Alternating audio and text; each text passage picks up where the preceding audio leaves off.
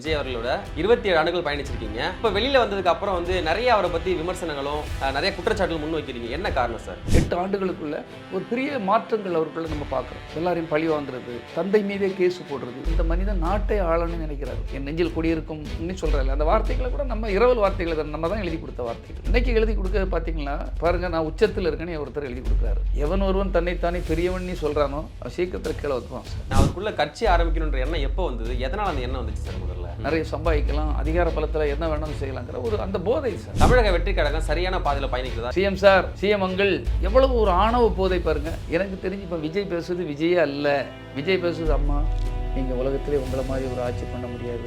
இதுதான் அவருடைய குரல். மேடையிலலாம் விக்ரவாண்டியா இருக்கட்டும், மதுரையா இருக்கட்டும், கர்ஜிக்கிறாரு சார் சிங்கம் மாதிரி. சிங்கமாய் கரிச்சிட்டு இது ஒரு புது ஒரு அந்நியன் உள்ளுக்குள்ள வந்திருக்காரு. பெண்களுக்கு மரியாதை கொடுக்கணும்னு சொல்லிங்க, காதலுக்கு மரியாதை கொடுக்குறீங்க, மனைவிக்கு மரியாதை கொடுக்கணும் இல்லையா? பொறுமையோட தான் இருக்குது. எனக்கும் தெரியும் அந்த பெண்களை பார்த்து. விஜயை சுற்றி ஒரு இரும்பு கூடாரம் ஒன்று இருக்குது, அவனால் தன்னிச்சையாக செயல்பட முடியல. யார் இயக்குறாரு சார்? விஷம் வாய்ந்தவர்கள் அவருக்கு சுற்றி இருக்காங்கன்னு. பாண்டிச்சேரி போனால் மீன் குழம்பு வச்சு ஒரு கேரியர் எடுத்து அங்கேயே நிற்பார், கொடுத்துட்டு அப்படியே நிற்பார். அப்போது இப்படி இந்த கூல குறைவும் அமைதிப்பட சத்யராஜுங்கிறத நீங்கள் தான் நம்ம புரிய தெரியல நமக்கு. அதேமாதிரி ஒரு 4-5 பேர் உள்ளே வந்துட்டாங்க. வெங்கட்ராமன் ஒருத்தன், அவங்களாம் ஒன்றும் இல்லை, பொட்டு வச்சுட்டு பழம் போல் புத்தர் மாதிரி தான் இருக்கும் பார்த்தாலே. பெத்த அப்பனையே தூர தள்ளிடுறாரு. அப்போ மூளை குழப்பியாச்சு. புலிப்படம் வெளியில் வருது, அன்னைக்கு நீங்கள் தான் ப்ரொடியூசராக இருக்கீங்க. 15 கோடி ரூபா வந்து அவர் சட்டத்துக்கு புறம்பா வந்து மறைமுகமாக வச்சிருக்காரு. அதனால 1.5 கோடி ரூபாய் அபராதம் வந்து விதிச்சிருக்காங்க. இப்போ அவங்களே இன்கம் டேக்ஸ் அதிகாரிகளே என்கிட்ட பேசுகிறாங்க, சார் இதெல்லாம் பேசி முடிக்க முடியாது, தேர்தலுக்கு தெருவில் விட்டுருவாங்க இல்லையா, அதுக்கு ஒரே ஆள் அந்த வெங்கட்ராமன். 2 நிமிஷத்தில் முடிக்கிற மேட்ரு சார். நான் இருந்தால் 2 நிமிஷம் அல்வா சாப்பிட்ற மாதிரி ஒரு மேட்ரு முடிச்சிருவேன். தான் பெத்த பையன் சிக்மாண்ட ஒரு படம் எடுத்துட்டு இருக்காரு. ஏன் பையன் மேலே கூட அந்த அளவுக்கு பாசம் இல்லையா சார்? இல்லையான்னு கேட்குறீங்க. இல்லை, ஒரு ரஜினி தான், ஒரு எம்ஜிஆர் தான். இதை ஏன் அன்னைக்கே சொல்லலை? அந்த இடத்துக்கு வரணுங்கிறதுல உங்களுக்கு ரொம்ப ஆசை உண்டுங்கிறது எனக்கு தெரியும். அதுக்கு என்னென்ன விஷயங்கள்லாம் நீங்கள் பண்ணீங்க அதுக்கு நானும் எனக்கு தெரியும். அது ஒரு தொழில் ரகசியம், நம்ம ரொம்ப சொல்லக்கூடாது. இந்த வளர்ந்துக்கிட்ட முருங்கை மரம் என்ன சொல்லுது? அதான் முருங்கை மரத்தை உடைச்சி வளர்க்கணும், இந்த குழந்தைய அடித்து வளர்க்கணும்னு சொல்லுவாங்க. ஆனால் அடுத்த எம்ஜிஆர்னு அவர் சொல்லிட்டு இருக்காங்க. அது அதோட குடும்பம் சார். எம்ஜிஆர் ரசிகர்கள்லாம் இதை பார்த்துட்டு சும்மா இருக்காங்கன்னு ஆச்சரியமா இருக்கு. உங்களையும் என்ன சொல்றாங்கன்னா, திமுகவில் வந்து காசு வாங்கிட்டு தான் நீங்கள் விஜய் ஊற்றி விமர்சனம் பண்ணுறீங்க. பெத்த அப்பரையை கைவிட்டுட்ட, மகனை கைவிட்டுட்ட, மனைவியை கைவிட்டுட்ட, கூட இருந்த நல்ல ஆட்கள் எல்லாம் கைவிட்டுட்ட, என்னையும் கைவிட்டு. இப்போ கூட நீங்கள் உங்கள் இதில் பாருங்கள், கமெண்ட்டில் பேட் கமெண்ட் போடுறதுக்குன்னு ஆள் விட்டு பண்ணிடுவான். உங்களை திருத்தணும்னு நினைக்கிறோம். விழிப்புணர்வு வந்தால் வாங்க, வரலன்னு போங்க. ஏன் அது தப்பாக திட்டுறீங்க? எனக்கு 27 ஆண்டுகள் எனக்கு அவர் கூட இருக்க எனக்கு தெரியாதா? உனக்கு தெரிய போகுது? உனக்கு தெரியுமா ஏதாவது? அவர் வீட்டுக்குள்ளேயே டைனிங் டேபிள் அவர் கூடயே சாப்பிட்டுட்டு அவர் கூடயே சுற்றிட்டு திரிஞ்சு அவர் வளர்ச்சிக்காக பாடுபட்டு போராடி இருந்த எனக்கு தெரியாததை விட உனக்கு ஏதாவது தெரியுமா?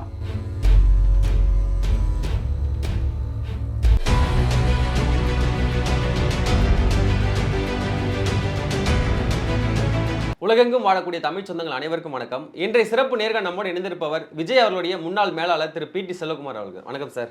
வணக்கம் சார். எப்படி இருக்கீங்க? நல்லா இருக்கு. நீங்கள் எப்படி இருக்கீங்க? நல்லா இருக்கேன் சார்.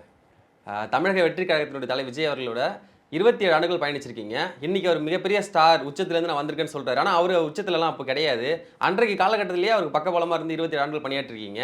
ஸோ இப்போ வெளியில் வந்ததுக்கு அப்புறம் வந்து நிறைய அவரை பற்றி விமர்சனங்களும் நிறைய குற்றச்சாட்டுகள் முன் வைக்கிறீங்க. என்ன காரணம் சார்? இது குற்றச்சாட்டுகள்ங்கிறத விட ஒரு மனிதரை பற்றி சிலது தெரியணுங்கிற காலகட்டத்தில் நம்ம இருக்கிறோம் சார். இவர் யாருன்னு வெளில தெரியணும். ஏன்னா நம்ம அவர் கூட இருந்தது உண்மைதான், நான் இல்லைன்னு சொல்லலை. அந்த நாங்கள் பயணப்பட காலத்தில் அவங்க தந்தையெல்லாம் இருக்கும்போது அவர் கொஞ்சம் ஒரு நார்மல் லைஃப்பில் இருந்த மாதிரி எங்களுக்கு இருந்தது. நாங்கள் சொல்கிறதெல்லாம் கேட்டார்.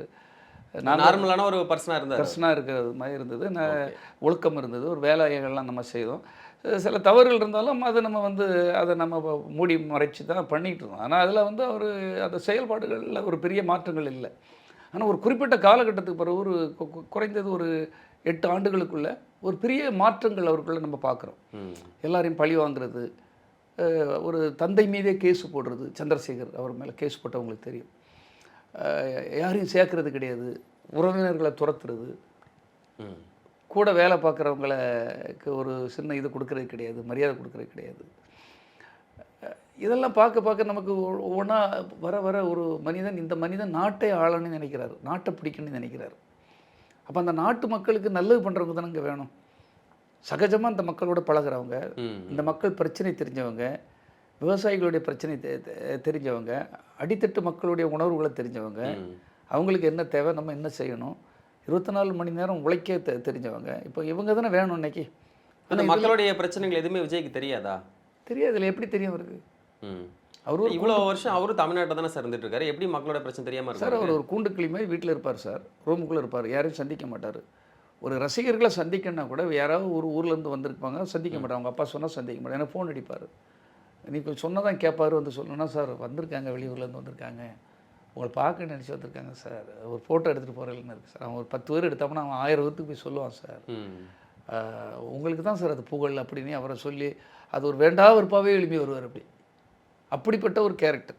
அது எதுக்குடா வந்தாங்க, எதுக்கு தான் போனோம் அப்படிங்கிற மாதிரியே தான் ஒரு கேரக்டர். அவர் பெரிய ஒரு இன்வால்மெண்ட் ஆகி இந்த மக்களுக்காக அவர் பேச்சு தான் அப்படி. என் நெஞ்சில் குடியிருக்கும் சொல்கிறாள் அந்த வார்த்தைகளை கூட நம்ம இரவல் வார்த்தைகளை தான் நம்ம தான் எழுதி கொடுத்த வார்த்தைகள். நீங்கள் எழுதி கொடுத்தது? ஆமாம், ஆரம்பத்தில் எல்லாமே ஆரம்பத்தில் அப்படி தானே சார். இன்னைக்கு யார் சார் எழுதி கொடுக்குறாங்க? இன்னைக்கு என்ன நடக்குது அவர்கிட்ட?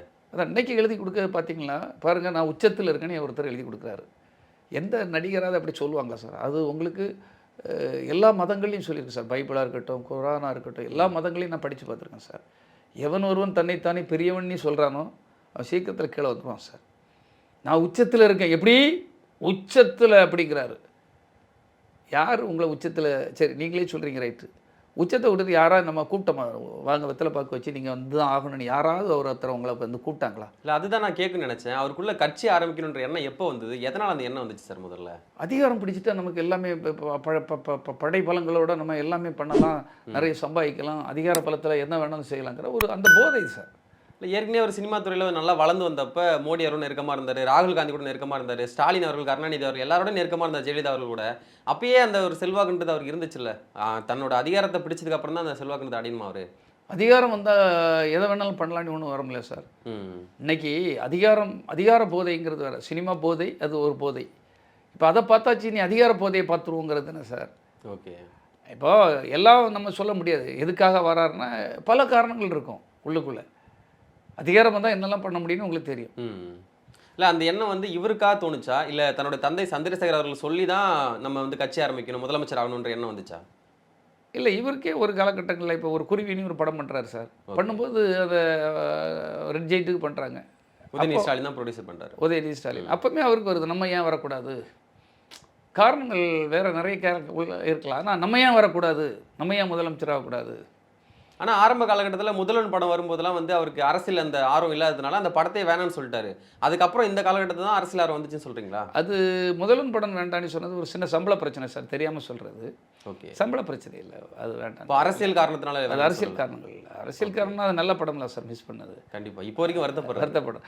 அது வந்து சம்பள பிரச்சனைகள், ஈகோக்கள். ஏன்னா சந்திரசேகர் சார்கிட்ட அவர் உதவி இயக்குனராக இருந்தவர் சங்கர் சார். ஏதாவது ஒரு காரணங்கள், அந்த மாதிரி காரணங்கள் தான், கதைங்கிற காரணங்கள் இல்லை. இல்லை, என்னென்னா சார், ஒரு மனுஷனுக்கு அகம்பாவம் வந்தால், அதாவது நான் கேட்குறேன் சார், எம்ஜிஆரோட நீங்கள் பெரிய ஆளா? இல்லை. அவர் என்னைக்கா நான் உச்சத்தில் இருக்குன்னு சொல்லியிருக்காரா? இல்லை. சரி, சிவாஜியோட நீங்கள் பெரிய ஆளா? இல்லை. சினிமா துறையில் அவர் என்னைக்கா நான் உச்சத்தில் இருக்குன்னு சொல்லியிருக்காரா? விஜயகாந்த் உங்களோட பெரிய ஆள் தான், அவர் என்னைக்கா நான் உச்சத்தில் இருக்குன்னு சொல்லியிருக்காரா? என்டி ராமராவ் முதலமைச்சராக இருந்திருக்கா, இதாக அவர் பண்ணியிருக்காரு, என்னைக்கா நான் உச்சத்தில் இருந்து வந்திருக்கேன்னு சொல்லியிருக்காரா? சிரஞ்சீவி உச்சத்தில் இருந்து வந்திருக்கேன்னு சொல்லியிருக்காரா? அமிதாப் பச்சன், இதை விட பெரிய பெரிய சூப்பர் சாக்கி சார் முதல் பல நடிகர்கள் என்னால் சொல்ல முடியும். நானும் இப்போ புரட்டி புரட்டி பார்க்க அவங்க எங்கே இப்படிலாம் பேசியிருப்பாங்க நீ. அதனால் யாருமே நான் உச்சத்தில் இருக்கிறேன் எப்படி அப்படிங்கிறாரு. இல்லை, உண்மை தானே சார். இன்றைக்கி இந்தியாவில் பார்க்கும்போது ஒரு மிகப்பெரிய ஒரு ஸ்டார் தானே, அது மறக்க முடியாது. அதை வந்து நீ உச்சத்திலே இருந்துக்கப்பா, நீ உச்சத்தில் இருந்து நான் தன்னைத்தானே இப்படி சொல்லக்கூடாது சார். நல்ல பணிவு, அதாவது பதவி வரும்போதும் பணிவு வர வேண்டும் தோழா அப்படின்னு சொல்லி கொடுத்து மற்றவங்க சொல்லலாம், நம்ம சொல்லக்கூடாதுன்னு சொல்கிறேன். சொல்லக்கூடாது இல்லை சார், நம்ம சொல்லலாம். அவருக்கு அப்படி இருக்காரு, அவர் இப்படிப்பட்டவர். எம்ஜிஆர் அப்படி இருக்காரு, நம்ம சொல்கிறோம்ல, எம்ஜிஆர் அவ்வளோ பெரிய வள்ளல். எம்ஜிஆர் ஒரு சமையல்காரனுக்கு ஹோட்டல் வச்சு கொடுத்துருக்காரு. அவர் ஒரு டிரைவருக்கு ட்ராவல்ஸ் வச்சு கொடுத்துருக்காரு. இப்போவுமே இருக்குது அந்த ட்ராவல்ஸ், ஜிஆர்டி ட்ராவல்ஸ்ன்ட்டு. அம்மா மெஸ்ஸுன்ட்டு இன்றைக்கும் சமையல்காரனுக்கு கொடுத்தேன். நேற்று கூட நான் சாப்பிட்டுட்டு சொல்லிட்டு வரேன், எம்ஜிஆர் கொடுத்த காசில் அவர் ஹோட்டல் நடத்திக்கிட்டு இருக்காரு. இது இப்படி பேசணும் சார், அதுதான் வளர்ச்சி. நான் அப்படி நான் வந்தால் ரவுடிசம் என்னன்னா தெரியும்னு இப்போ மேடையில் பேசுகிறாங்க. 3 மாதம் தான் உங்களுக்கு time, CM sir, CM uncle, எவ்வளவு ஒரு ஆணவ போதை பாருங்கள். எனக்கு தெரிஞ்சு இப்போ விஜய் பேசுறது விஜயே அல்ல, விஜய் பேசுறது அம்மா நீங்கள் உலகத்திலே உங்களை மாதிரி ஒரு ஆட்சி பண்ண முடியாது, அவ்வளவு திறமையோடு பண்ணுறீங்க, இதுதான் அவருடைய குரல். அப்புறம் எப்படி சார் மேடையிலலாம் விக்ரவாண்டியாக இருக்கட்டும், மதுரையாக இருக்கட்டும் கர்ஜிக்கிறாரு சார் சிங்கம் மாதிரி? சிங்கமாய் கரிச்சிட்டு இது ஒரு அந்நியன் உள்ளுக்குள்ளே வந்திருக்காரு. அது எப்படி வந்திருக்காரு, அது எப்படி வந்திருக்காருன்னு நீங்கள் தான் சொல்லணும், நான் சொல்லக்கூடாது. நான் வந்து அவர் அதை பண்ணி ஒரு இன்னொரு மாற்றம் வருதுன்னா அதுக்கு ஏதோ ஒன்று இருக்குது உடம்புக்குள்ளே. உங்கள் கேரக்டர் இதுவரை அவர் அப்படி பார்க்கல இல்லையா? பத்திரிகையாளர் தான் நீங்கள் கண்டுபிடிச்சி போடணும். ஏன் இவ்வளவு ஒரு அந்நிய ஆக்ரோஷன் அவருக்குள்ளே வருது அப்படின்ட்டு. திடீர்னு ஏன் வருது? நீங்களாக தான் சார் இருக்கணும். நீங்கள் ஒரு அமைதியாக பேசிகிட்டு இருக்க ஒரு திடீர்னு ஒரு விக்கிரத்தில் போயினா உங்கள் மனதிலேயோ உடல் ரீதியாக இதை பாதிப்பு ஏற்பட்டுட்டுலாம் அர்த்தம். இப்போ பிப்ரவரி 2ஆம் தேதி 2024 வந்து தமிழக வெற்றிக்கழகம் கட்சி வந்து ஆரம்பிச்சு அதுக்கப்புறம் விக்கிரவாண்டியில் மாநாடு நடத்துறாரு. தன்னோட கொள்கையெல்லாம் அறிவிக்கிறாரு. அதுக்கப்புறம் கட்சி வந்து செயல்பாட்டெலாம் ரெண்டு வருஷம் கிட்டத்தட்ட முடிவடைஞ்சிருக்கு சார். தமிழக வெற்றிக்கழகம் சரியான பாதையில் பயணிக்கிறதா? எப்படி சார் பயணிக்குது? எனக்கு வந்து இந்த 2 வருஷத்துலையும் பார்த்தீங்கன்னா விக்கிரவாண்டியில் மாநாடு போடும்போது 3 பேர் இறந்து போயிட்டாங்க. அவன் செத்துட்டான், இவன் செத்துட்டான். இது வரைக்கும் 51 பேர் இறந்துருக்காங்க. 51 போலீஸ் கேஸ் ஆகிடுச்சு. அவனை அரெஸ்ட் பண்ணிட்டாங்க, இவனை அரெஸ்ட் பண்ணிட்டாங்க, இவனை தூக்கிட்டாங்க. இப்போ பார்த்தீங்கன்னா கடைசியில் வந்து சிபிஐ ரைடு, சிபிஐக்கு என்கொயரி வர வந்துடுச்சு. ஓகே, இன்றைக்கி நீங்கள் கண்ணால் பார்த்துக்கிட்டு இருக்கீங்க. சிபிஐ ரைடு வர சிபிஐக்கு ஆஜராகிற அளவுக்கு கொண்டு வந்தாச்சு இந்த 2 வருஷத்துக்குள்ளே. எப்போ பார்த்தாலும் ஒரு புது புது விஷயங்களை பிரச்சனை கிளப்புறது, ஒரு நடிகைகள் மூலமாக பிரச்சனை கிளப்புறது, விவாகரத்து. இல்லை, பிரச்சனை கிளப்புறது அவங்களோட மனைவி தான் சொல்கிறாங்க. இவர் கிளப்பல இல்லை, அவங்க தானே ஃபஸ்ட்டு டைவர்ஸ் கேட்டாங்க.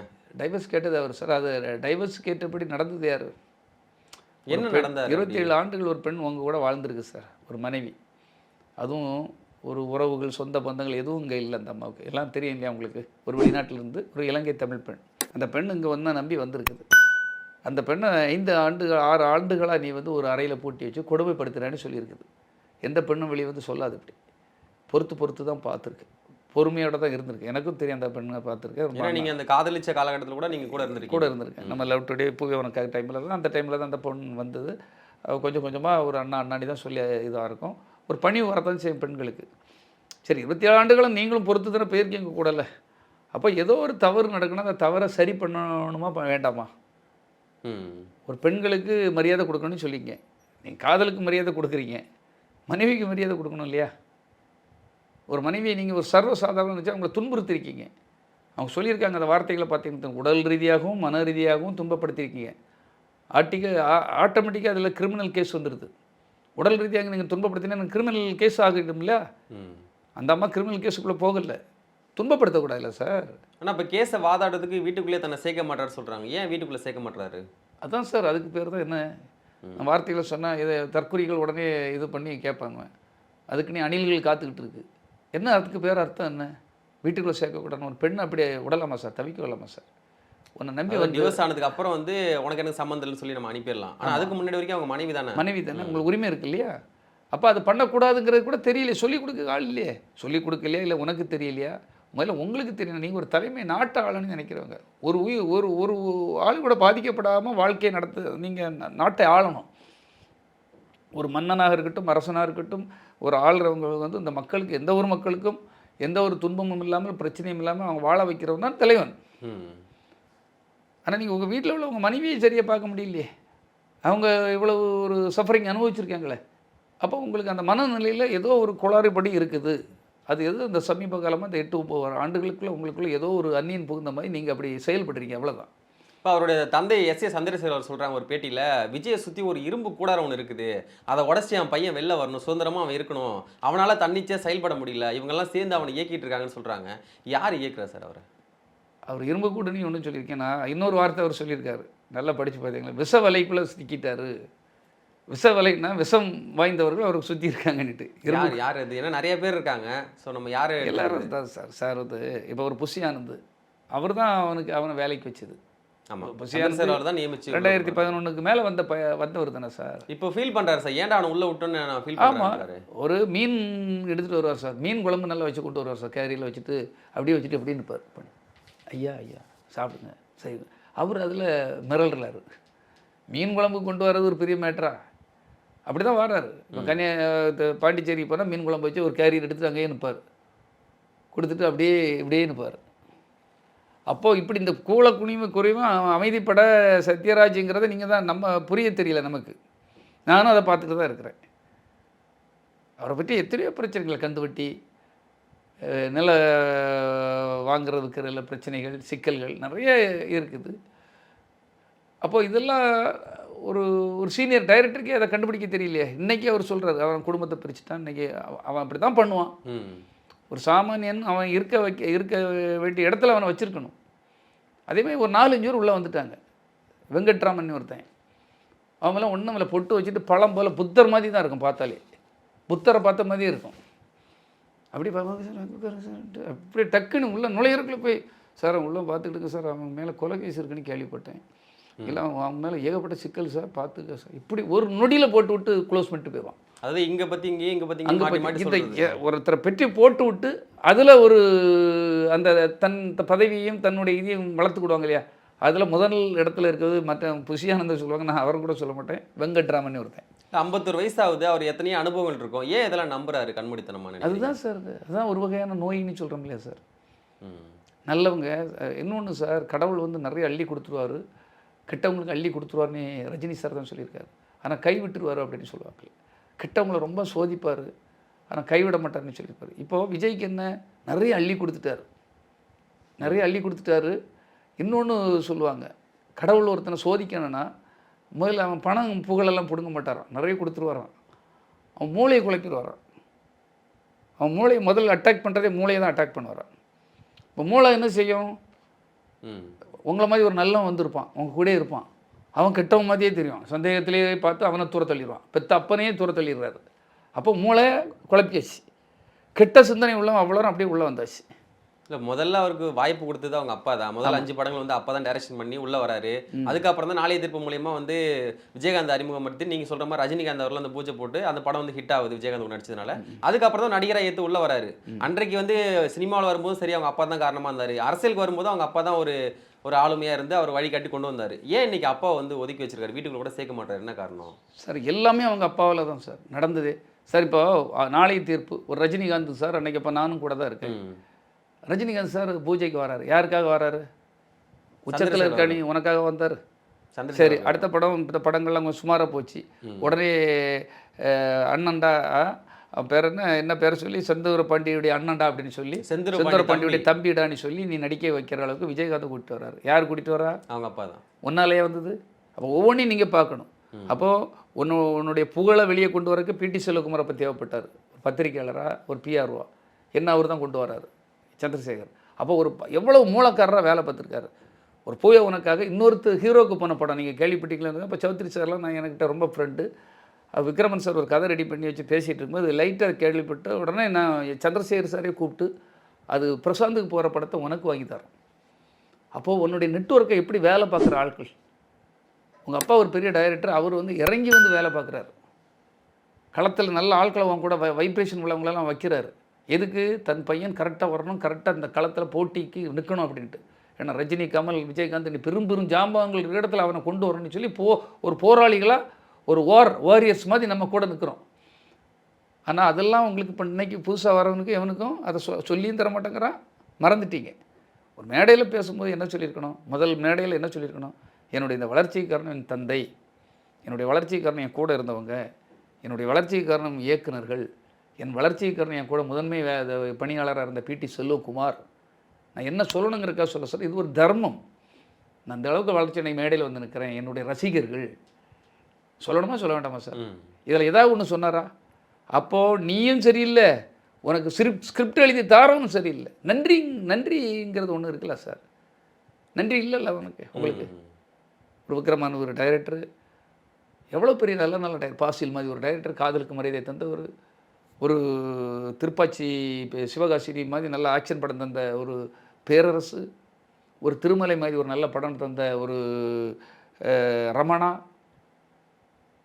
துள்ளாத மனம் துள்ளும் படம் தந்த ஒரு எழில், மிகப்பெரிய ஹிட்டான படம் எல்லாம் தந்திருக்காங்க இல்லையா சார்? உன்னுடைய இந்த அழகை வந்து வெளியே சேர்த்தனால தான், இந்த அழகுக்கு தானே ரசிகர்கள், இந்த அழகு படங்களுடைய குவாலிட்டி அழகு கூட இப்போ வந்து இப்போ வந்ததுன்னா அப்போ இதெல்லாம் சரி பண்ணி கொண்டு வந்தது யார்?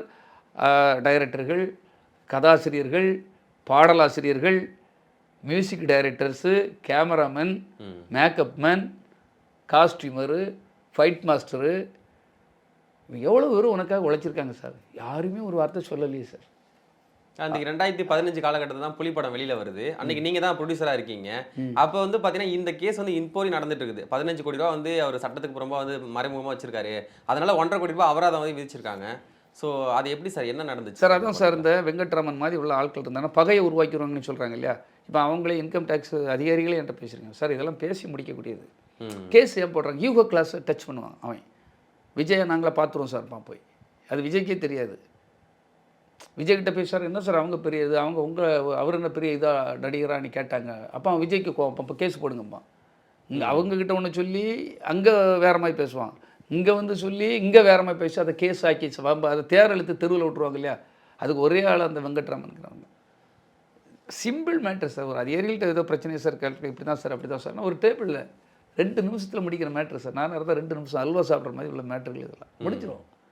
கட்டிட்டு போக வேண்டியது தானே. ஏதாவது ஒன்று முடிக்கக்கூடிய மேட்டரா, முடிக்க முடியாத மேட்டரா? கண்டிப்பாக முடிச்சிடலாம். அப்போ இதை ஏன் நீங்கள் கேஸ் வேற கொண்டு வந்து பப்ளிக்கு அதை ப்ரொபகண்டா பண்ணுறீங்கன்னா, திட்டம் போட்டு விஜயோட இமேஜ் அவன் கூட இருந்து கெடுத்துக்கிட்டு இருக்கான். இதில் நல்ல புரிஞ்சுக்கணும். தெரியல விஜய்க்கு தெரியல. நல்ல விவரம் புத்திசாலியாக இருந்தால் ஆடிட்டராக தான் என்ன செய்யணும், அதை டேபிளில் வச்சு முடிக்கணுமா? நீ வந்து நீதிமன்றத்துக்கு வந்து அது வழக்காகி கேஸ் ஆகி பிரச்சனையாகி பப்ளிக்கு தெரியணுமா? நீங்கள் சொல்லுங்கள். ஏன் அதை செய்யலை? அப்போ யாரோ கல்பரேட்டர்ஸ் உள்ளே இருக்காங்கன்னு புரிஞ்சுக்கிட்டீங்களா சார்? இப்போவும் கூட எதுக்கு சொல்லணும்னா, இந்த கல்பரேட்டர்ஸ்லாம் களை எடுத்துருங்க சார்ங்கிறதுக்கு தான் சொல்லுங்கள். இதை ஏதாவது வகையில் அவர் தெரிஞ்சுன்னா இவங்களெல்லாம் கூட வைக்காதீங்க. அதான் அவங்க அப்பா சொன்ன மாதிரி. நான் யாரெல்லாம் சொல்கிறீங்க? இப்போ நிறைய பேர் இருக்காங்க. ஜான் ஆரோக்கியசாமி இருக்காங்க, புசி ஆனந்த் இருக்காங்க, நீங்கள் சொல்லுங்கள் வெங்கட்ராமன், ஜான் ஆரோக்கியசாமி அது ஒரு இப்போ புதுசாக இருக்காரு சார். எல்லாம் ஜான் ஆரோக்கியசாமி கூட நிறைய கொண்டு வந்து நிறைய செலவுகளெல்லாம் இப்போ இழுத்து விடுறாருன்னு கேள்விப்பட்டேன். கேள்விப்படுறது தான். புசி ஆனந்த்லாம் யார்? அவருக்கு என்ன தெரியும் சார்? ஒரு முன்னாள் எம்எல்ஏவாக இருந்திருக்காரு பாண்டிச்சேரி. எம்எல்ஏனா எத்தனை ஒரு அரசியல்வாதி தான். ஒரு 4000 ஓட்டு வாங்கிட்டு ஒரு கவுன்சிலர் ஓட்டு கூட அதோட அங்கே கூடுதல். நாங்களே அதில் தெரியாமல் ஏமாத்துறேன்னு தானே சொல்லிகிட்டு இருக்கோம். பெரிய எம்எல்ஏன்னு நான் தான் அதை ப்ரொமோட் பண்ணுறேன். விஜயனுடைய கூடாரத்தில் முதல் எம்எல்ஏ அப்படி இப்படின்னு சொல்லி நான் தான் ப்ரொமோஷனே பண்ணுறேன். காரணம் ஒரு விஜய் கூட இருக்காரு, நம்ம அவரை ப்ரொமோட் பண்ணுறோம். ஆனால் அதுக்கு தகுதி இல்லைங்கிறது இப்போ தானே நமக்கு தெரியுது. எல்லாருக்கிட்டையுமே பணம் கேட்குறது, போஸ்டிங் போட்டுட்டு அவங்க ஏமாத்துறது. சார் ஒரு நடிகரை இப்படியே கஷ்டப்பட்டு வளர்த்தாச்சு. அவரும் வந்துட்டு இருக்காரு, இல்லைன்னு சொல்ல, அவரும் உழைச்சிருக்காரு. ஆனால் அதை கட்டுக்கோப்பாக கொண்டு வந்து நீங்கள் ஒன்றும் பெரிய ஆட்கள்லாம் கிடையாது. விஜய் ஒன்றும் பெரிய பெரிய பரம்பரை பணக்கார குடும்பத்திலேருந்து வந்தவரா? இல்லை, சாதாரணமாக கஷ்டப்பட்டு வந்தவர் தானே. வந்து வீட்டையே அடமான வச்சுட்டு நிற்க இடம் இல்லை. வந்து முதல் படத்துக்கு பிறகு அவர் படம் பண்ணுக்கெல்லாம் மனம் இல்லை. யாருக்கு? சந்திரசேகருக்கு. நான் போய் சொல்கிறேன், என்கிட்ட சொல்கிறாரு, ஏன்னா என்னை விட்டுற போகிறேன், எனக்கு சினிமாவை தவிர என்ன தெரியாது, நீ எங்கள் அப்பாட்ட சொல்லுங்கண்ணே, நீங்கள் தான் சொன்னால் தான் கேட்பாருண்ணே, நீங்கள் சொல்லுங்கண்ணா அப்படின்னு சொல்லி சொன்னவர் தான் இதே விஜய். 2 பேருக்கும் இடையில நம்ம எப்படி மாட்டிக்கிட்டோம்னா, நான் ஒரு பத்திரிகையாளர் இருந்தனால 2 பேருமே எனக்கு மரியாதை கொடுப்பாங்க. அவர் சந்திரசேகர் சொல்லுவார், அதெல்லாம் நீ அவன்கிட்ட போய் சொல்லு, கொஞ்சம் ரசிகர்களை பார்க்க சொல்லு, ரசிகர்களுக்கு ஃபோட்டோ எடுக்க சொல்லு, ஷூட்டிங் ஸ்பாட்டில் ஏதோ பிரச்சனை போய் இப்போ கூட இருந்து பார்த்து அதை பேசி முடிச்சுட்டு வந்துடு, ஒரு பட பிரச்சனை இதை முடிச்சு கொடு. இப்படி உங்களுடைய ஒரு ஆரம்ப ஸ்டேஜில் நீங்கள் படிப்படியாக வளர்றதுக்கு உள்ள அந்த சிரமங்கள் இருக்குல்ல சார், அந்த கடின சூழலில் நம்ம இருக்கிறோம். ஆனால் நீங்கள் கடின சூழலில் வேலை பார்த்தவங்களாம் ஒற்றே மிதியாக மிதித்து தண்ணிக்குள்ளே மிதித்து தள்ளல, சாக்கடை குலைங்களும் மிதித்து தள்ளிட்டீங்க. இல்லை, மற்றவங்களாம் வெளில துரத்தி விடாரு பரவாயில்ல. ஆனால் தான் பெத்த பையன் ஜேசன் சஞ்சய் அவர்கள் சிக்மாண்ட ஒரு படம் எடுத்துட்டு இருக்காரு. அவருக்கு கூட ஒரு பெரிதளவு உதவி பண்ண மாட்டாரு. இன்னைக்கு தனிமையில் நின்றுட்டு பாவம் ரொம்ப கஷ்டப்பட்டு இருக்காரு. ஏன் பையன் மேலே கூட அந்த அளவுக்கு பாசம் இல்லையா சார்? அவர் இல்லை சார், இல்லைன்னு நீங்கள் தான் இல்லையான்னு கேட்குறீங்களா? இல்லை, இருந்தால் தான் அவரை கூப்பிட்டு வச்சு என்ன பிரச்சனை? 3-4 வருஷமாக அந்த படம், அந்த பையன் ஒரு பையன் அந்த படத்தை எடுத்துகிட்டு அடுத்த படம் எடுக்க கூட காசு இல்லாமல் கஷ்டப்படுறாரு. அந்த படம் இடையில ஏதோ பிரச்சனையில் இருக்குது, சிக்கல் இருக்குது, லேட் ஆகுதுங்கிறது தெரியுது இல்லையா? எத்தனையோ படங்கள் எடுத்தவங்க உங்கள்கிட்ட நீ பல கோடிகள் இருக்குது, நீங்கள் சொன்னாலே ஒரு ப்ரொடியூசர் வருவோம், நீங்களே இப்போ ப்ரொடியூஸ் பண்ணலாம். அதை எடுத்துகிட்டு வாப்பா, என்ன செலவு பண்ணிருக்கீங்க, ரைட், அதை ஒரே செக்காக கொடுத்துட்டு டேக் அப் பண்ணிட்டு இதை நான் ஒரு கெஸ்ட் ரோல் பண்ணுறேன், இந்த படத்தை டக்குன்னு ப்ரொமோட் பண்ணுவோம், பையனை ஒரு டைரக்டர் ஆக்கி ஏன் அழகு பார்க்க முடியாதா உங்களால்? பண்ணலாம். இதுக்கு என்ன கம்ப சூத்திரம் வேணாங்கன்னு கேட்குறேன். உன் மகன்ல அவன் எப்படியும் கேட்டுட்டு போகிறான். அவன் ஏதாவது சொல்லுவாங்க, அவர் தனியாக வளர்றதுக்கு இல்லை, நீங்கள் தனியாக வளரன்னு உங்களை தெருவில் விட்டுருந்தா நீங்கள் இன்றைக்கி இளைய தளபதியாக வந்திருப்பீங்களா, தளபதியாக இருப்பீங்களா? இன்றைக்கி உங்கள் விஜய்னு பாட்டு போட்டிருப்பாங்களா? இல்லை உங்களை பற்றி ஒரு மக்கள் விரும்பும் முதல்வர்னி போடுறீங்க. எல்லாமே போய் மக்கள் விரும்பும் முதல்வர்னி உங்களை யார் சொன்னது? எல்லாமே நீங்களே போட்டுக்கிட்டுறீங்க. தளபதிங்கிறது வந்து யாருக்கு போட்டாங்க சொல்லுங்கள்? ஸ்டாலின் அவர்கள் போட்டாங்க. கரெக்டாக சொல்கிறீங்க இல்லையா? ஏன் நீங்கள் போட்டுக்கிட்டீங்க? அதை இரவில் ஏன் எடுக்கிறீங்க? அவர் தளபதி, ஒரு இளைய தளபதி யாருடைய பட்டம் தெரியுமா? நடிகர் சரவணனுடைய பட்டம். அவரே பல பேட்டிகளை எனக்கு போட்ட அவங்ககிட்ட நான் மோத முடியாது அப்படின்னு சொல்லியிருக்காரு பேட்டியில். அவங்களாவே எடுத்து போட்டுக்கிட்டாங்க, சந்திரசேகரம், விஜயம். இப்படி ஒவ்வொன்றுமே நீங்கள் இன்னொருத்தர்கிட்ட எடுத்துகிட்டு வந்தாலும் தான், நீங்கள் ஒன்றும் ஒரிஜினாலிட்டிலாம் கிடையாது. ஒரு ரஜினி அன்னைக்கு ஒருத்தர் ஆதவ அர்ஜுனா இப்படி ஒரு மேடையில் பேசுகிறான், ஒரு கண்டனம் கூட தெரிவிக்கல சார். எது ஒரு கண்டனம் தெரிவிக்கணும்? நீங்கள் ரஜினி ரசிகன்னு சொல்லி வளர்ந்த ஆள், நான் ரஜினி ஃபேன் அப்படின்னு சொல்லியிருக்கீங்க. நீங்கள் ரஜினி உங்கள் முதல் படத்துக்கு அவர் வந்து உன் பூஜைக்கு வந்த ஆள். என்ன சொல்லணும் சார், அவர் பேரை எனக்கு அவரை அந்த சாமியை பிடிக்கும், இந்த சாமி உனக்கு அவரை பிடிக்கும், இவனுக்கு இவர் பிடிக்கும், எனக்கு பாபாவை பிடிக்கும்பீங்க. அண்ணாமலை தம்பிடான்னு பாட்டு பாடுறீங்க. அப்போது ரஜினி உங்களுடைய வளர்ச்சிக்கு அவர் பெயரை பயன்படுத்தினா அவர் ரசிகர்கள்லாம் உங்க கூடயும் வருவாங்கங்கிற அந்த அந்த கன்னிங்னஸ் உங்களுக்கு தெரியுது. ஆனால் ஒரு கட்டத்தில் அவரை அவமானப்படுத்துகிற மாதிரி இருக்குது. காக்கா கழுகு கதை சொல்கிறதுலாம் பிரச்சனை வருது இல்லையா? அப்போ நீங்கள் வந்து அந்த காக்கா கழுகு சொன்னால் கதையை சொன்னால் எல்லாருக்கும் இதாகின்னு சொல்லி கிண்டல் பண்ணி சிரிச்சிட்டு பின்னால் போயிட்டு மாதிரி திரும்ப மைக்குக்கு வரீங்க. அப்போ உங்களுக்கு ஒரு எகக்காலம் வந்துடுச்சு. ஒரு ரஜினியை உங்கள் கூட கம்பேரிசன் பண்ணுறதே தப்புன்னு சொல்லியிருக்கணும் இல்லை? அவர் வேற, நான் வேற. பிரச்சனைலாம் வந்த பிறகு ஒரு நாள் வந்து சொல்கிறாராம் அது காம்ப்ரமைஸ் பண்ணுறதுக்கு ஒரு ரஜினி தான், ஒரு எம்ஜிஆர் தான். அதுக்கு அதையே அன்னைக்கே சொல்லலை. காக்கா கழுகு வந்து அதெல்லாம் விவாதம் பண்ண விட்டு ரசிகர்கள், ஏன்னா அவருக்கு ஈக்குவலாக வந்துட்டேன்னு அது பரபரப்பாகணுமா. அந்த இடத்துக்கு வரணுங்கிறதுல உங்களுக்கு ரொம்ப ஆசை உண்டுங்கிறது எனக்கு தெரியும். அதுக்கு என்னென்ன விஷயங்கள்லாம் நீங்கள் பண்ணீங்க அதுக்கு நானும் எனக்கு தெரியும். விஜய் அவர்கள் என்னென்ன அதுக்கு எல்லாம் பண்ணுவாருங்கிறது எனக்கு தெரியும். அது ஒரு தொழில் ரகசியம், நம்ம ரொம்ப சொல்லக்கூடாது. நீங்கள் எதுலேயுமே ஒரு உண்மைத்தன்மை இல்லை சார். ரஜினியை விட்டு கொடுக்கும்போது அவரை இது பண்ணக்கூடாது இல்லை சார். அவர் ஒரு ஆளுமை உள்ள நடிகர், கஷ்டப்பட்டு வந்தவர், சும்மா வந்தவர். அவர் ஒரு பிளாட்பாரத்தில் படுத்து வறுமையின் கொடுமையை பார்த்து அசிங்கப்பட்டு வாய்ப்புகள் தேடி தேடி அலைஞ்சி ஒரு கண்டக்டர் இருந்தவர் இந்த இடத்துக்கு வருங்கன்னா அவர் என்ன போராட்டங்களை சந்திச்சிருப்பார். எந்த ஒரு பின்புலமும் இல்லை. அப்போது அந்த போராட்டத்துக்கு நீங்கள் மரியாதை கொடுக்கணும். அவர் எல்லா இடத்துலையும் யாருமே அவர் ரெஸ்பெக்ட் குறைச்சி பேசினே கிடையாது. ரஜினி இதுவரை வார்த்தைகள் அளந்து தான் பேசுவார். இந்த வளர்ந்துக்கிட்ட முருங்கை மரம் என்ன சொல்லுது? அதான் முருங்கை மரத்தை உடச்சி வளர்க்கணும், குழந்தைய அடித்து வளர்க்கணும்னு சொல்லுவாங்க. நீ சொல்லணும் இல்லையா? வார்த்தையை பார்த்து பேசு. அவர் பயப்படக்கூடிய ஆள்னு சொல்கிறார். அவர் வந்து மிரட்டி ரிஜெயின்டு திமுக மிரட்டி அவரை இது பண்ணிட்டாங்க. அப்படி சொல்லக்கூடாது இல்லையா சார்? அதுக்கு பயந்த ஆள் அவர். சொடுக்கடிச்சு ஜெயலலிதா அவர்கள் நீங்கள் தப்பு பண்ணிட்டீங்கன்னு சொன்ன ஆள் அவர். இப்போ ரஜினியோடய கம்பேர் பண்ணக்கூடாதுன்னு சொல்கிறீங்க. ஆனால் அடுத்த எம்ஜிஆர்னு அவர் சொல்லிட்டு இருக்காங்களே. யார? விஜய. அது அதோட கொடுமை சார். எம்ஜிஆர் ரசிகர்கள்லாம் இதை பார்த்துட்டு சும்மா இருக்காங்கன்னு ஆச்சரியமாக இருக்குது. ஏங்க எம்ஜிஆர் வரலாறு என்னங்க? எம்ஜிஆர் என்னது? 2.5 வயசில் தன்னுடைய தந்தை இழந்தவர். சிலோனில் இருந்து அனாதையாக வந்து இந்த நாட்டில் இறங்குறாங்க. அது அம்மா கூட்டிகிட்டு வராங்க. தாய் சத்யா அனாதையாக நிற்கிறாங்க. சின்ன வயசுலேயே வேலைக்கு போகிறாரு. பிக் பாக்கெட் அடித்து இது பண்ணியிருக்காரு. அவரே சொல்கிறாரு. பன்னுகள்லாம் திருடி தின்றுருக்காரு. அது இல்லாமல் எவ்வளவு ஒரு ஜூனியர் ஆர்டிஸ்டாக, ஒரு நாடக நடிகரா சின்ன சின்ன வேஷங்கள் போட்டு இந்த ஈட்டிலாம் தூக்கிட்டு வருவாங்களே அப்போ அந்த அரச படங்கள்லாம் வரும்போது ஈட்டிலாம் தூக்கிட்டு வந்துருக்காரு. எத்தனை கொடுமைகள், எத்தனை வறுமைகள், எத்தனை அவமானங்கள் நீ இதெல்லாம் சந்திச்சிங்களா நீங்கள்? அப்போ அவருக்கு எல்லாம் மக்கள் வாழ்வில் தெரியும், கஷ்டம் தெரியும், வறுமையின் கொடுமை தெரியும். உங்களுக்கு தெரியுமா? நீங்கள் கூண்டு போகிற மாதிரி வீட்டுக்குள்ளே உங்கள் அப்பா பெரிய டைரக்டர் ஆகிட்டார். அவர் எல்லா வசதி வாய்ப்புகளையும் உங்களுக்கு நல்ல அழகாக பைக்கு கேட்டால் பைக் வாங்கி கொடுத்துருவார், கார் கேட்டால் கார் வாங்கி கொடுத்துருவார், என்ன ட்ரெஸ் வேணாலும் எது வேணாலும் உங்களுக்கு வாங்கி தரக்கு உங்கள் அப்பா கரெக்டாக இருந்தார். ரஜினிக்கும் அது கிடையாது, எம்ஜிஆருக்கு சுத்தமாக கிடையாது. எதிரி அவர்கிட்ட சண்டை போட்டு வந்தால் கூட வீடு தேடி போய் அவங்கள கூட்டிகிட்டு வருவாராம். ஆனால் நீங்கள் கூட இருக்க நல்லவங்கள நெஞ்சில் மிதித்து துரத்துறீங்க. ஏன் சார்? கட்சியில் வந்து உழைச்சவங்களுக்கு நிறைய முக்கியத்துவம் கொடுக்கப்பட்டிருக்கா, இல்லை வந்து பணம் உள்ளவங்க தான் அங்கே செல்வாக்கா சார் கட்சியில்? சார் நீங்களே பார்த்துட்டு தானே சார் இருக்கீங்க. இப்போ நான் உண்மையிலே உங்கள்கிட்டே கேட்குறேன், நான் உழைச்சேன்னு சொல்கிறாங்களா? நம்ம மார்க்கெட்டில் என்ன சொல்கிறாங்க? பிடி சொல்லுவார் விஜய் கூட இருந்து உழைத்தவர்னு சொல்கிறாங்களா இல்லையா? சொல்கிறாங்க இல்லையா? அப்போ என்ன ஏன் வெளியே தள்ளணும்? என் மேலே எந்த கிரிமினல் கேஸ் கிடையாது. நான் தப்பான வழியில் எதுவும் சம்பாதிக்கலன்னு தெரியும்.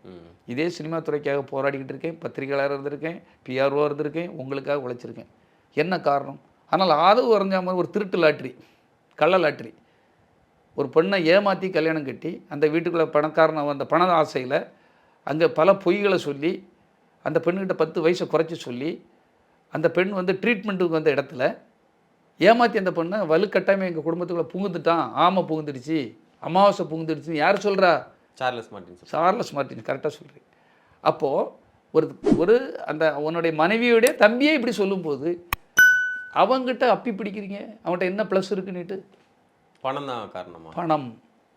அப்போ நீங்கள் திருட்டு வழியில் வந்தாலும் சரி, அது கொள்ளையடிச்சிட்டு வந்த பணமாக இருந்தாலும் சரி, தாலி அறுத்துட்டு வந்தாலும் சரி, பணம் இருக்கவங்க பக்கம் நீங்கள் பையன் சாயறீங்கன்னா அதுக்கு பேர் என்ன? சைக்கோத்தனம்.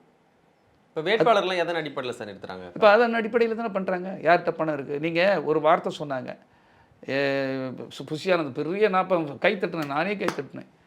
இந்த விஜய் அவர்கள் நான் சொல்கிறேன், இன்னைக்கு போஸ்டர் ஓட்டுனவனுக்கும் பாலாபிஷேகம் பண்ணவனுக்கும் கட் அவுட் வச்சவனுக்கு மட்டும்தான் இங்கே வாய்ப்பு.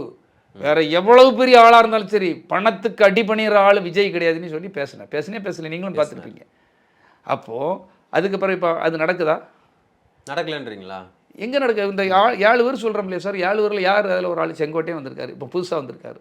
அவர் ஒரு ரிட்டையர்ட் ஆன கேஸு, 50 ஆண்டுகள் நல்லா அனுபவிச்சுட்டு 9 முறை ஏதோ சொல்கிறாங்க. அதெல்லாம் பெருமையாக அங்கே இருந்து நல்ல மினிஸ்டர் ஆகி நல்ல பணம் உண்டு கொளுத்து இருப்பாங்க இல்லையா, ஏகப்பட்ட சொத்துக்கள் இதுகள் எல்லாம் வாங்கி திராட்சை தோட்டம் எஸ்டேட்னு வாங்கி போட்டுட்டு ஒரு ரிட்டையர்ட் ஆகிற டைமில் இப்படி ஏதாவது ஒரு விஜய் மாதிரி பல பெருசாக இருப்பண்ணி நம்பி வந்தாராம். நம்பி கேம் அப்படின்னாராம். இங்கே வந்து பார்த்தா எல்லாம் சின்ன பசங்க வெள்ளாமல் வீடு வந்து சேராத போல இருக்குன்னு இப்போ திணறி போய் நிற்கிறாராம். அவர் ஒரு ஆள்னு நினச்சிட்டு இவர் வரலாமா? இங்கே இருக்கவங்க ஒரு பெத்த தகுப்பனே இந்த மாதிரி தூக்கி போட்டவர் நமக்கு என்ன கதி ஆகுன்னு அவருக்கு தெரிய வேண்டாம். சொல்லக்கு ஆள் இல்லை. பெரிய நடிகர் நம்பி வந்துட்டார். இனித்தானே அனுபவிப்பார். இப்போ நான் இது எல்லாம் எதுக்கு சொல்கிறேன்னா, அவங்க பெரிய ஆள்னே அவருக்கு முக்கியத்துவம் கொடுக்குறாரு. நாஞ்சில் சமத்துக்கு பெரிய ஆள்னே அவருக்கு கொடுக்குறாரு இல்லையா? அதே மாதிரி பார்த்தீங்கன்னா ஆதவ அர்ஜுனா வந்து எல்லா விஷயமும் உங்களுக்கு தெரியும். அவருக்கு முக்கியத்துவம் இவ்வளோ முக்கியத்துவம் கொடுக்கலாம் பாரு. மரிய வில்சன் ஒருத்தருக்கு அங்கே உள்ள பிரச்சனைகள் உங்களுக்கு அதை சொன்னால் இன்னும் 1 மணி நேரம் போகும். அவரை பற்றி பேசினா எல்லாமே வழக்குகள், பிரச்சனைகள், சிக்கல்கள். பணம் இருக்கும் சார். பணம் இருக்குன்னா தான் அப்போ என்ன வேணாலும் நாட்டில் பண்ணலாமே. எதை வேணாலும் பண்ணவனுக்கு நம்ம வாய்ப்பை கொடுத்து இது பண்ணிடலாமே. தவறான சிந்தனை கொண்டவர்கள் கூட போகக்கூடாதுங்கிறது என்ன சார்? ஒழுக்கமாக வளர்ந்தால் தான் வாழ முடியும் சார். ஒழுக்கம் இல்லாதவன் என்னைக்கு இருந்தாலும் நிம்மதியோடு வாழ முடியாது. பல உதாரணங்களை நான் அது பல மேடைகளில் தான் சொல்லிகிட்டு இருக்கிறேன். அது ஒழுக்கம் இல்லாமல் வாழ்த்த சந்திரபாபுவாக இருக்கட்டும், வாழ்க்கை போயிடும் சார். அது சாவித்திரியாக இருக்கட்டும், வாழ்க்கை போயிடும். வறுமையில் பிரச்சனை இல்லை. பாருங்கள், பாவதர் ஒரு சின்ன தப்பு ஒழுக்கம் கெட்டு போகணும் நல்லதுண்ணே. பெண் தொடர்புகளில் தானே சார் அவர் அந்த அளவுக்கு பிச்சை எடுத்து சாகிற அளவுக்கு, அனாதை சாகிற அளவுக்கு ஆகினார். நான் இதை குறைய சொல்லலை. என்ன கற்றுத்தருது? நீ ஒழுக்கமோடு வாழணுங்கிறதுக்கு தான் இதெல்லாம் சொல்லு. ஒரு மைக்கேல் ஜாக்சன் நீங்கள் கேள்விப்பட்டிருப்பீங்க, பெரிய பாப்பாடகர் இருக்கார் இல்லையா, அவர்லாம் வந்து இறந்ததுக்கு அவர் கிறிஸ்டியை பார்த்தா அவர்களுடைய வேறு ஒரு உறவுகள், தப்பான உறவுகள், அதை பற்றி நம்ம பார்க்குறோம். அப்போது ஒழுக்கம் இல்லாதவங்க எப்பவும் அவங்களுக்கு ஆபத்து இருக்குங்கிறது நீ புரிஞ்சுக்கிடணும் ஃபஸ்ட்டில். இப்போ நீ ஒழுக்கம் இல்லாத உங்களுக்கும் ஒழுக்கம் இல்லை, கூட சேர்ந்தவனுக்கும் ஒழுக்கம் இல்லைன்னா அந்த கப்பல் எப்படி சார் பயணப்படும்? ஒரு கப்பல் இப்போ போயிட்டுருக்கு, அந்த கப்பலில் இருக்கவங்க எல்லாமே கல்லணை கூடால வச்சுக்கிட்டிங்களா? எப்படி ஒவ்வொருத்தனாக குத்தி உடச்சி அது மூழ்கடிக்க பார்த்துட்டு இருக்கான். அதுக்கு அப்போ அந்த கப்பல் வந்து கடலில் அப்படியே போயிடும்.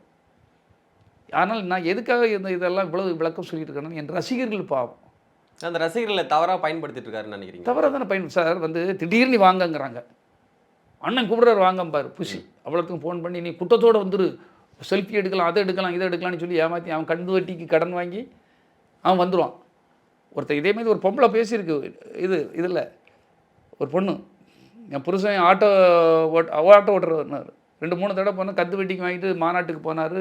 கந்து வட்டி கடன் கட்டலை, ஆட்டோ தூக்கிட்டு போயிட்டாங்க, ஆளுங்கணிக்கு தெரியல, என் பிள்ளைகள் படிக்கணும்னு வந்து பேசுது. பெய்டு டீம் ஒன்று, எல்லாத்த பற்றியும் தப்பாக போடுறது, தப்பாக கமெண்ட் பண்ணுறது. ஏதாவது ஒரு பொம்பளையில் வந்து பாவம், பொம்பளையில் இன்றைக்கி அரசியலுக்கு வரையே தப்பு. ஒரு வைஷ்ணவின் ஒரு பொண்ணு வந்து அந்த பொம்பளை பற்றி அவ்வளோ அசிங்கமாக போய் கமிஷனர் ஆஃபீஸில் அது கம்ப்ளைண்ட் கொடுக்குது. பண்ணக்கூடாதுல்ல சார்? நீ சொல்லணும் இல்லையா? யார் ஒரு தலைவனாக இருக்கவன் அவங்க 1000 எல்லாத்துக்கும் நீ ஜனநாயகன் நீ பேர் வச்சா போதாது. எல்லாத்துக்கும் ஜனநாயக நாடு, அவங்க உரிமை, பேச்சுரிமை, எழுத்துரிமை, அவங்க உரிமை. அதில் நீங்கள் ரொம்ப தவறாது. அதாவது அவ்வளோ கெட்ட வார்த்தைகள், கேவலமான வார்த்தைகள். அது அவங்க உரிமை இல்லை சார். அவங்க போய் அவங்க வந்து பாரு, இந்த வேலு என்ன நாச்சியார், ரஞ்சனா நாச்சியார் இப்போ அவளை பற்றி அவ்வளோ கமெண்ட்டுகள் கேவலப்படுத்துகிறாங்க. அவர் பொம்பளை வந்து ஏதோ ஒரு அரசியலுக்கு வரணும்னு நினச்சி நீங்கள் பெண்களுக்கு முக்கியத்துவம் கொடுப்பேன், அதை கொடுப்பேன், இதை கொடுப்பேன்னு எல்லாம் சொல்கிறீங்க. செயல்பாடுகள் அது இருக்குதா? ஆனால் நீங்கள் சொல்கிற அந்த வைஷ்ணவியாக இருக்கட்டும், ரஞ்சனா நாச்சியாராக இருக்கட்டும், கடைசியில் போய் திமுகவில் தான் இணைகிறாங்க. அப்போ திமுகவில் ஏற்கனவே தொடர்பு ஏற்பட்டு அவரை விமர்சிச்சிருக்கலாம்ல, அதனால கூட அவங்க வந்து விமர்சனம் பண்ணலாம். ரொம்பவும் சொல்கிறேன் சார். இப்போ நானும் திமுகவில் தான் சேர்ந்துருக்கேன். திமுக வந்து யாரையுமே கூப்பிட்டதே கிடையாது. இல்லை உங்களே என்ன சொல்கிறாங்கன்னா திமுகவில் வந்து காசு வாங்கிட்டு தான் நீங்கள் விஜய் பற்றி விமர்சனம் பண்ணுறீங்க. அதுதான் சார், அதுக்கு தான் சார் பதில் சொல்லிட்டு இருக்கேன். ஒரு சிங்கிள் பைசா அவங்க யாருக்கும் கொடுக்க மாட்டாங்க. நாங்கள் வாங்குகிற கேரக்டரும் கிடையாது. எங்களுக்கு ஒரு அடைக்கலம் வேணுமே, எங்கே போகிறது? நீ விட்டுட்ட, என் தலைவன் எனக்கு காப்பாற்றுவான், அவரை வச்சு நம்ம முன்னுக்கு வரலான்னு நம்ம உனக்காக கடினமாக உழைக்கிறோம். பெத்த அப்பனையும் கைவிட்டுட்ட, மகனை கைவிட்டுட்ட, மனைவியை கைவிட்டுட்ட, கூட இருந்த நல்ல ஆட்களெல்லாம் கைவிட்டுட்ட, என்னையும் கைவிட்டுட்டீங்க. அவர் எதுக்கு திமுக கூட போய் இணையது சரியாக இருக்கும்? யார் இப்போ நமக்கு ஒரு அதிகாரம் வேணும்ல சார்? நான் ஒரு கலப்பை மக்கள் இயக்கம்னு ஒன்று தொடங்கி நான் என் ஊர் பகுதியில் அத்தனை மக்களுக்கும், ஏழை மக்கள், எளிய மக்களுக்கு, விவசாயிகளுக்காக போராடிட்டு இருக்கேன். அரசு பள்ளிகள் 40 பள்ளிக்கூடங்கள் கட்டி கொடுத்துருங்க. நீங்கள் வந்து பாருங்கள், கல்வெட்டுகள்லாம் இருக்குது, சும்மா இல்லை. உச்ச நடிகர் நீங்கள் ஒரு கக்கூஸ் கூட உங்களால் கட்டி கொடுக்க முடியாது. இப்போ கூட சவாலாக சொல்கிறேன். ஆனால் நான் கட்டி கொடுத்துருக்கேன். என்னுடைய உழைப்பு, ரத்தம், சதை அத்தனையும் போடுறேன். எல்லாரும் என்ன சொல்கிறாங்க, உங்களுக்கு ஒரு அதிகாரம் இருந்தால், இன்னும் ஒரு அதிகாரம் இருந்தால் எவ்வளோ செய்வீங்க சார்னு எல்லாரும் சொல்கிறாங்க. அதனால நான் அதிகாரத்தை தேடி எங்கே கிடைக்கன்னு பார்க்குறேன். அவங்க தான் எனக்கு கை கொடுக்குறாங்க சார். நீ கை விட்டுட்ட ஒரே வார்த்தை. இப்போ விருப்பமனு அளிச்சிருக்கீங்க, போட்டியிடுறதுக்கான வாய்ப்பு கொடுக்கப்படுமா அந்த தேர்தலில் உங்களுக்கு? தலைமையை அறிவிக்கவும் சார். நான் அதுக்காக தரலாட்டும் அதுக்காகலாம் நாங்கள் வருத்தப்படுற ஆள் இல்லை. எனக்கு என்னை சேர்த்த உடனே அவர் கையை பிடிச்சி சொன்ன வார்த்தையே கரெக்டான இடத்துக்கு தான் வந்திருக்கீங்க. உங்கள் வலி எனக்கு தெரியுங்கிறாரு, எல்லாமே தெரியுங்கிறாரு. அதான் சார் ஆளுமை. ஒரு சிஎம் கூப்பிட்டு வச்சு சொல்கிறாரு, சார் நீங்கள் 27 ஆண்டுகள் உழைச்ச நீங்கள் வந்து சர்வசாதாரணமாக எட்டி உதைக்கிறீங்க, அவர் கை கொடுத்து நான் தெரியும் அப்படிங்கிறார். ரெண்டு பேருக்குள்ள வேறுபாடுன்னு சொல்லுவாங்க. வேறுபாடு. கெட்டாலும் மேன்மக்களே, சங்கு சுட்டாலும் வெண்மை தரும். நீ எவ்வளோ சுட்டாலும் அது வெண்மை தரும், நீ எவ்வளோ எரிச்சாலும் அது தங்கம் தான். சும்மா நீ ஈஸியாக அவருக்கு சவால் விட்டுட்டு அவர் தீய சக்தின்னு சொன்னால் எல்லா மக்களும் மாற்றி ஓட்டு போடுறோன்னு யாரோ உனக்கு தவறாக எழுதி கொடுத்ததை அப்பவும் உங்களுக்கு தான் கெட்ட பேர். ஒரு முதலமைச்சருக்கு மரியாதை கொடுக்க தவறிட்டீங்கன்னு எல்லாரும் சொல்கிறாங்க. இப்போ சினிமாவில் இத்தனை ஆண்டுகள் நடிச்சுட்டு அவர் அரசியலுக்கு வந்திருக்காரு, மீண்டும் வந்து சினிமாவுக்கே போயிடுவாரா, இல்லை அரசியலில் நிலச்சி நிற்பார்? எத்தனை நடிகர்கள் வந்திருக்காங்க, நிறைய பேர் வந்து நிலச்சி நின்றுருக்காங்க, நிறைய பேர் காணாமலும் போயிருப்பாங்க. விஜயோட அரசியல் எப்படி நினைக்கிறீங்க சார்? ஒரு பெரிய மாபெரும் கூட்டத்தை கூட்டினவர் வந்து சிவாஜி சார். நானே அந்த மீட்டிங் போயிருக்கேன். கருங்குளம் ஒரு ஊரில் திருநெல்வேலியில் போட்டாங்க. அந்த ஊரில் நானே அந்த மீட்டிங் போயிருக்கேன். அவ்வளவு கண்ணு கட்டி வர தூரம் சார். நடிகர் திலகம் சிவாஜி அவருக்கெல்லாம் எந்த அலிகேஷன்லாம் கிடையாது, தப்பான அலிகேஷன்லாம் அவர்கிட்ட கிடையாது. ரொம்ப இவருக்கு இப்போ வந்திருக்க விமர்சனங்கள்லாம் அவருக்கு கிடையாது. அவரே டெபாசிட் இலக்க வச்சாங்க சார். சொந்த தொகுதியில் தோக்கடிக்கிறாங்க. சிரஞ்சீவி அவர்கள் எவ்வளோ பெரிய ஆளுமையான நடிகர், கண்ணு கட்டி தூர வரை கூட்டம்பாங்க. அவ்வளோ கூட்டங்கள் கூடிச்சு. 15 லட்சம் மேலே கூட்டினான்னு சொல்கிறாங்க. இவர் கூட்டத்தோட அது கூடுதல் சார். நீங்கள் வேணால் வீடியோ இதெல்லாம் கூகுளில் எடுத்து பாருங்கள் நீங்கள். அப்போது கூட்டம் வந்த உடனே இவர் என்ன நினைக்கிறாருன்னா, நமக்கு அவ்வளோ ஓட்டாக போட்டுருவாங்கன்னு நினைக்கிறாரு. கூட்டத்துக்குள்ளே எல்லாரும் வருவான். பிச்சைக்காரன் வருவான், பொறுக்கிகள் வருவான், ரவுடிகள் வருவான், கேடு கட்டவன் வருவான், பொழுதுபோக்குக்கு வருவான், எல்லா கட்சியில் இருக்கவங்களாம் அவரை பார்க்கணும், நடிகரை பார்க்கணுன்னு வருவான். நீ இதெல்லாம் ஓட்டாகன்னு நினச்சி தப்பு கணக்கு போடுறீங்க. இதை சொல்லிக் கொடுக்கணுமா கொடுக்க வேண்டாமா? தப்பு கணக்கு. எல்லோரும் தானே வருவான். ஒரு நடிகர் வந்துட்டானே பார்க்க வருவாங்களே. இப்போ திடீர்னு வந்து நயன்தாரா வந்துட்டாங்க, எல்லா வேலையும் போட்டு வந்து பார்க்க வருவாங்களா வரமாட்டாங்களா? வருவாங்க. இதுதான் சார். ஒரு திடீர்னு வடிவேல் வந்துட்டார். வடிவேல் வந்துட்டாருங்கிறதுக்காக எல்லாரும் வடிவேலுக்கு ஓட்டு போட்டுருவாங்களா? வடிவேல் வந்துட்டாருன்னா அவ்வளோ அவருக்கு தான் நீ போட்டாங்கன்னு போடுவாங்களா?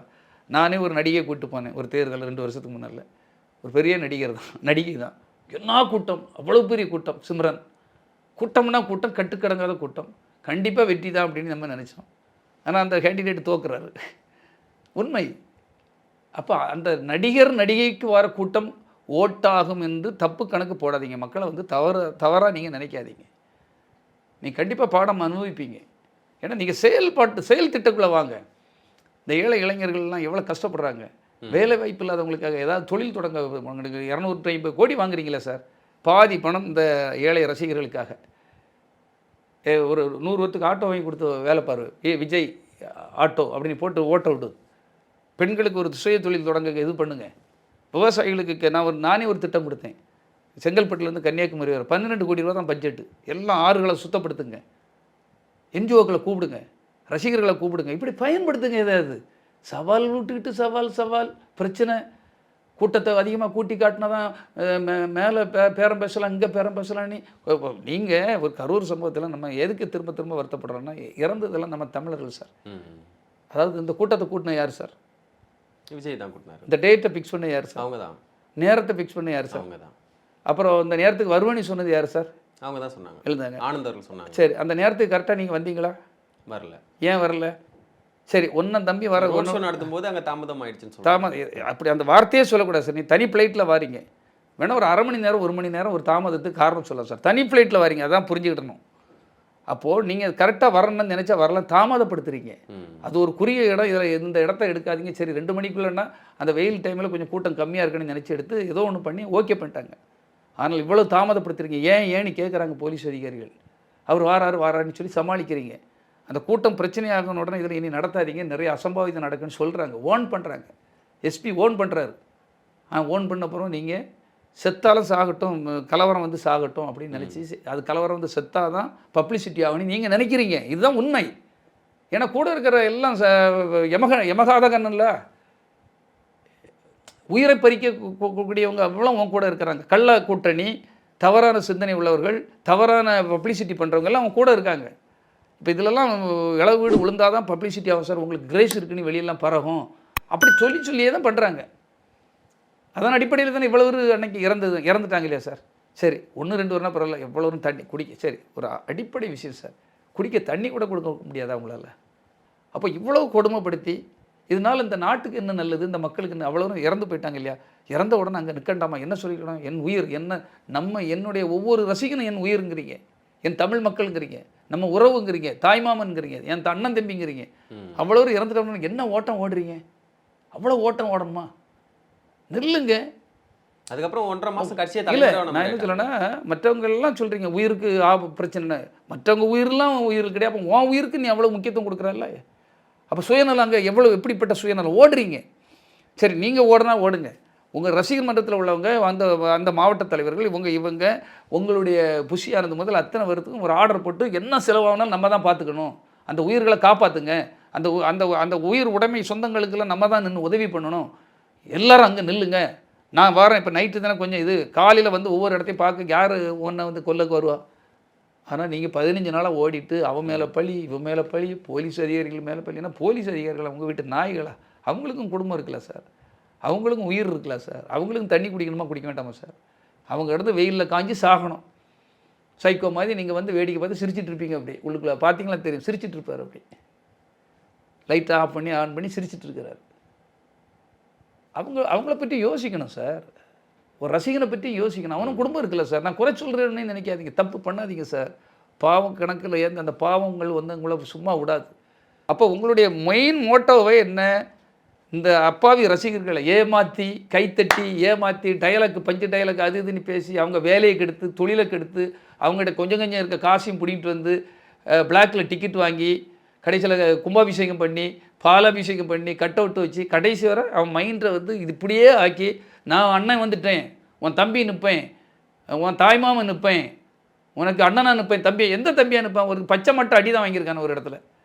நீங்கள் தாய்மாமன்னு சொல்லி நீங்கள் சொன்னீங்கன்னு சொல்லி நம்பி வந்தோன்னே 2 வண்டியில் வந்திருக்காங்க விஜய் வீட்டுக்கு. விஜய் வீட்டுக்குள்ளே விடுவாங்களா? இல்லை, அவர் அந்த தாய்மாமன்லாம் சொன்னால் தான் நம்பி வந்தோம், இங்கே எங்களுக்கு அவர்கிட்ட இது வாங்கணும், என் பையனுக்கு பிறந்த நாள் ஆசீர்வாதம் வாங்கணும், விடுவானால பச்சை மட்டை எடுத்து வரட்டியிருக்காங்க. இதெல்லாம் விழிப்புணர்வு வர வேண்டும் என்பதற்காக சொல்கிறேன். ஒரு கள்ளத்தனத்தையும் போலிகளையும் நம்பி, கவர்ச்சியை நம்பி, நடிகனை நம்பி, மேக்கப்பை நம்பி ஏமாந்து விடாதீர்கள். உங்கள் கதாநாயகனை நீங்கள் திரையில் தேடுவதை விட தரையில் தேடுங்கள். தரையில் தான் உங்கள் ஊருக்குள்ளே இருப்பான் நல்லவன், உங்கள் கூட இருப்பான். பிடி செல்வகுமார் மாதிரி உண்மையில் எதுவுமே எதிர்பார்ப்பார், யாருக்கும் துரோகம் பண்ணாமல் மக்களுக்கு நல்ல விஷயத்தை. என்னால் 100 பேர் வாழ்ந்துருப்பான் அந்த சினிமாவில். சரி, இப்போ ஊரில் நான் வேலை பார்த்துட்டு அங்கேயும் குறைஞ்சது 100 150 வரை வாழ வச்சுட்டு இருக்கேன். ஆனால் எங்களை உங்களுக்கு இலக்காரமாக தெரியும். இப்போ கூட நீங்கள் உங்கள் இதில் பாருங்கள், கமெண்ட்டில் பேட் கமெண்ட் போடுறதுக்குன்னு ஆள் விட்டு பண்ணிடுவான். ஆனால் அந்த பேடு கமெண்ட்லாம் உண்மையான கமெண்ட்டுன்னு நம்பாதீங்க. நானே ஒரு சைபர் கிரைம்லேயே ஒரு கம்ப்ளைண்ட் பண்ணிட்டு இருக்கேன். இந்த பேடு கமெண்ட் போடுறாங்க, தப்பாக பெண்களை போடுறவங்கள, ஒரு பெண்ணு வந்து போட்டால் அவருடைய ஆதங்கத்தை சொல்கிறார், அதையே நீங்கள் அசிங்கப்படுத்துறீங்க, சொல்லக்கூடாதா? உங்களை திருத்தணும்னு நினைக்கிறோம், உங்களுக்கு விழிப்புணர்வு வரணும்னு நினைக்கிறோம். விழிப்புணர்வு வந்தால் வாங்க, வரலன்னு போங்க. ஏன் அது தப்பாக திட்டுறீங்க? எனக்கு 27 ஆண்டுகள் எனக்கு அவர் கூட இருக்க, எனக்கு தெரியாதா? உனக்கு தெரிய போகுது? உனக்கு தெரியுமா ஏதாவது? அவர் வீட்டுக்குள்ளேயே டைனிங் டேபிள் அவர் கூடயே சாப்பிட்டுட்டு, அவர் கூடயே சுற்றிட்டு திரிஞ்சு, அவர் வளர்ச்சிக்காக பாடுபட்டு போராடி இருந்த எனக்கு தெரியாததை விட உனக்கு ஏதாவது தெரியுமா?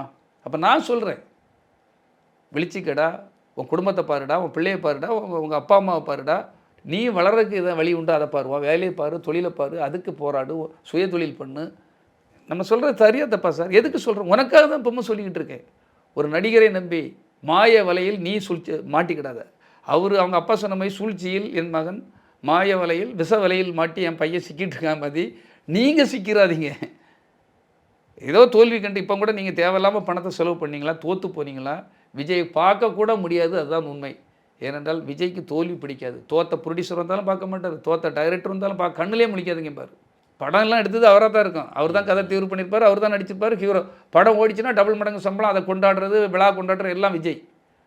ஆனால் படம் தோற்று விட்டால் அந்த ப்ரொடியூசரு, டைரக்டரு, அந்த டெக்னீஷியனை கண்ணுலக்கு பார்த்துடக்கூடாது.